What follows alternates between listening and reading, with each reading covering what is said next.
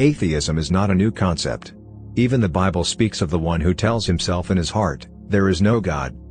The fool says in his heart, "There is no God. They are corrupt, they do abominable deeds, there is none who does good." Psalm 14:1, ESV. Atheism became an organized and publicly recognized worldview in the wake of the Enlightenment and has maintained a foothold in Western culture ever since. Disbelief in God became part of the cultural landscape in the 1960s when Time magazine published a cover story, "Is God Dead?" Time magazine, April 8, 1966, that seemed to herald the arrival of a new secular age. Nevertheless, atheists have represented only a small, if vocal, minority of Americans. Surveys estimate that atheists represent less than 2% of the population, even as the larger group of unaffiliated includes over 15%.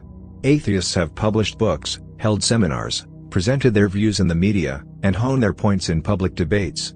As a worldview, atheism is overrepresented among the intellectual elites, and atheists have largely, though not exclusively, talked to their own. Until now. Get on an aeroplane, settle in for a flight, and observe what other passengers are reading. You are likely to see books representing a new wave of atheism as you look around the cabin.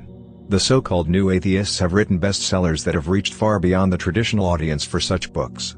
Books by Richard Dawkins and Christopher Hitchens have spent weeks and months on the bestseller list published by the New York Times. Clearly, something is happening. The new atheism is not just a reassertion of atheism.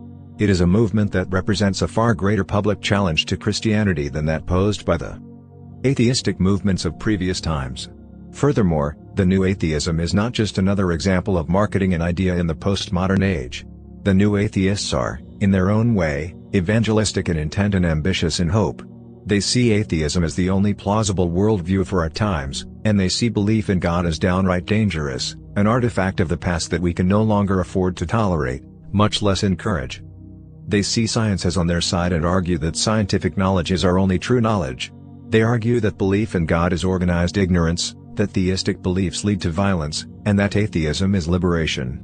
They are shocked and appalled that America refused to follow the predictions of the secularization theorists, who had assured the elites that belief in God would be dissolved by the acids of modernity.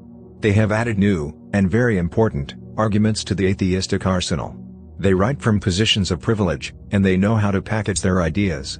They know that the most important audience is the young, and they are in a position to reach young people with their arguments.